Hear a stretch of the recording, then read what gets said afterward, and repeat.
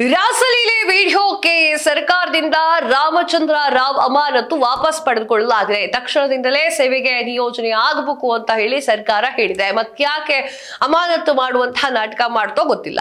Hi hello ನಮಸ್ಕಾರ, ನೀವು ನೋಡ್ತಾ ಇದ್ದೀರಾ ಸ್ಪೀಡ್ ನ್ಯೂಸ್. ನಾನು ಕಾವ್ಯ ಹೆಗಡೆ. ರಾಮಚಂದ್ರ ರಾವ್ ಅವರದ್ದು ಅಂತ ಹೇಳಲಾಗಿರುವಂತಹ ರಾಸಲೀಲೆ ವಿಡಿಯೋ ರಾಜ್ಯದಲ್ಲಿ ಭಾರಿ ಹಲ್ಚಲನ್ನ ಎಬ್ಬಿಸಿತ್ತು. ಕಚೇರಿಯಲ್ಲಿ ಮಹಿಳಾ ಸಿಬ್ಬಂದಿಯ ಜೊತೆಗೆ ಅಸಭ್ಯವಾಗಿ ವರ್ತನೆ ಮಾಡಿರುವಂತಹ ವೈರಲ್ ವಿಡಿಯೋ ಆಗಿ ಸಂಚಲನವನ್ನ ಮೂಡಿಸಿತ್ತು. ಈ ಹಿನ್ನೆಲೆಯಲ್ಲಿ ರಾಜ್ಯ ಸರ್ಕಾರ ರಾಮಚಂದ್ರ ರಾವ್ ಅವರನ್ನ ಅಮಾನತು ಕೂಡ ಮಾಡಿತ್ತು.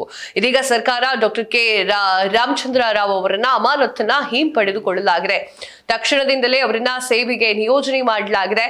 ರಾಮಚಂದ್ರ ರಾವ್ ರಾಸಲೀಲೆ ವಿಡಿಯೋ ವೈರಲ್ ಭಾರಿ ಚರ್ಚೆಗೆ ಕಾರಣವಾಗಿತ್ತು. ಪೊಲೀಸ್ ಇಲಾಖೆಯಲ್ಲಿ ಉನ್ನತ ಹುದ್ದೆಯಲ್ಲಿದ್ದಂತಹ ರಾಮಚಂದ್ರ ರಾವ್ ನಡೆ ಸರ್ಕಾರಕ್ಕೆ ಮತ್ತು ರಾಜ್ಯ ಪೊಲೀಸ್ ಇಲಾಖೆಗೆ ಮುಜುಗರವನ್ನು ಉಂಟು ಮಾಡಿತ್ತು. ಈ ಹಿನ್ನೆಲೆಯಲ್ಲಿ ರಾಮಚಂದ್ರ ರಾವ್ ಅವರನ್ನ ಸರ್ಕಾರ ಅಮಾನತು ಮಾಡಿ ಅಂತ ಹೇಳಿ ಆದೇಶವನ್ನು ನೀಡಿತ್ತು. ಇದೀಗ ಅಮಾನತು ಆದೇಶವನ್ನ ಸರ್ಕಾರ ವಾಪಸ್ ಪಡೆದುಕೊಂಡಿದೆ. ಇದು ಚರ್ಚೆಗೆ ಕಾರಣವಾಗ್ತಾ ಇದೆ. ಪೊಲೀಸ್ ಸಮವಸ್ತ್ರವನ್ನು ಹಾಕೊಂಡಿದ್ರು, ಸರ್ಕಾರಿ ಕಚೇರಿಯಲ್ಲಿ ತುಂಟಾಟ ಮಾಡ್ತಾ ಇದ್ರು, ಸಂಬಳ ಕೊಡೋದು ಸರ್ಕಾರಿ ಆಫೀಸ್ ನಲ್ಲಿ ಇದೇ ಕಾರಣಕ್ಕ ನಿಮ್ಮ ಮೋಜು ಮಸ್ತಿಯನ್ನ ಯೂನಿಫಾರ್ಮ್ ಹಾಕೊಂಡು ಮಾಡಿ ಅಂತನಾ?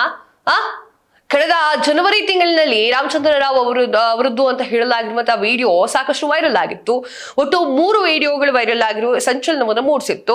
ಇನ್ನು ಈ ಒಂದು ವಿಡಿಯೋದ ಬಗ್ಗೆ ಸಾರ್ವಜನಿಕರ ಆಕ್ರೋಶವನ್ನು ಹೊರಹಾಕಿದ್ರು. ರಾಮಚಂದ್ರ ರಾವ್ ಅವರು ತಮ್ಮ ಪೊಲೀಸ್ ಯೂನಿಫಾರ್ಮ್ ನಲ್ಲಿ ಡ್ಯೂಟಿಯಲ್ಲಿರುವಾಗ ಚೇರ್ ಮೇಲೆ ಕೂತ್ಕೊಂಡು ಹುಡುಗಿರ ಹೆಣ್ಮಕ್ಳನ್ನ ಮಹಿಳೆಯರ ಮೈ ಕೈಯನ್ನ ಮುತ್ಕೊಟ್ಕೊಂಡು ಅಸಭ್ಯವಾಗಿ ವರ್ತನೆ ಮಾಡಿದಂತಹ ವಿಡಿಯೋ ಸೆರೆ ಹಿಡಿಯಲಾಗಿತ್ತು. ಈ ವಿಡಿಯೋ ಬಗ್ಗೆ ರಾಮಚಂದ್ರ ರಾವ್ ಅವರು ಹೇಳಿರುವಂತಹ ಹೇಳಿಕೆಯನ್ನ ಈ ಒಂದು ವಿಡಿಯೋದಲ್ಲಿ ಹೇಳ್ತೀನಿ.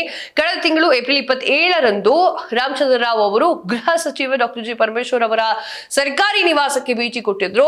ಅದೇ ವೇಳೆ ಅಶ್ಲೀಲ ವಿಡಿಯೋ ಕೇಸ್ನಲ್ಲಿ ಸಿಲುಕಿರುವಂತಹ ರಾಮಚಂದ್ರ ರಾವ್ ಅವರ ವಿಡಿಯೋ ವೈರಲ್ ಆದ ಬಳಿಕ ಮೊದಲ ಬಾರಿಗೆ ಮಾಧ್ಯಮದ ಮುಂದೆ ಕಾಣಿಸಿಕೊಂಡಿರುವಂತಹ ಅವರು ವೈರಲ್ ವಿಡಿಯೋ ಸಂಬಂಧ ಸ್ಫೋಟಕ ಹೇಳಿಕೆಯನ್ನ ನೀಡಿದ್ರು. ನನ್ನ ಸಸ್ಪೆನ್ಷನ್ ಬಗ್ಗೆ ನಾನು ಮಾತನಾಡಿದ್ದೇನೆ, ತನಿಖೆ ನಡೀತಾ ಇದೆ, ಅದರ ಬಗ್ಗೆ ಮಾತನಾಡಿಲ್ಲ, ನನ್ನ ಮೇಲೆ ಯಾವುದೇ ಕೇಸ್ ಇಲ್ಲ, ಈಗಾಗಲೇ ಸಾಕಷ್ಟು ಸಫರ್ ಆಗಿದ್ದೇನೆ ನಾನು, ಪ್ಲೀಸ್ ನನ್ನನ್ನೇನು ಕೇಳಬೇಡಿ ಅಂತ ಹೇಳಿದ್ರು. ಅದು ಹೇಗೆ ಸರ್ಕಾರ ಅಮಾನತನ್ನ ವಾಪಸ್ ತೆಗೆದುಕೊಳ್ಳುತ್ತೆ? ಅಂದ್ರೆ ಯೂನಿಫಾರ್ಮ್ ಹಾಕೊಂಡು ಯಾರು ಬೇಕಾದ್ರೂ ಎಲ್ಲಿ ಕೂತ್ಕೊಂಡು ಮಹಿಳೆಯರು ಎಲ್ಲಿ ಬೇಕಾದ್ರೂ ಮುಟ್ಬಹುದು ಅಂತನಾ? ಈ ಯಾವ ರೀತಿಯಾಗಿರುವಂತಹ ಒಂದು ಸಂದೇಶವನ್ನ ಸರ್ಕಾರ ಸಾರ್ಲಿಕ್ಕೆ ಹೊರಟಿದೆ ಅನ್ನೋದು ಗೊತ್ತಾಗ್ತಾ ಇಲ್ಲ. ನಿಮ್ಗೆ ಏನ್ ಅನ್ಸುತ್ತೆ? ಕಮೆಂಟ್ ಮಾಡಿ ತಿಳಿಸಿ. ಇದಾಗಿತ್ತು ಹೊತ್ತಿನ ವಿಶೇಷ. ಮತ್ತಷ್ಟು ಸುದ್ದಿಗಳಿಗಾಗಿ ನೋಡ್ತಾ ಇರಿ ಸ್ಪೀಡ್ ನ್ಯೂಸ್. ಸುದ್ದಿ ನಿಮ್ಮದು, ವೇಗ ನಮ್ಮದು.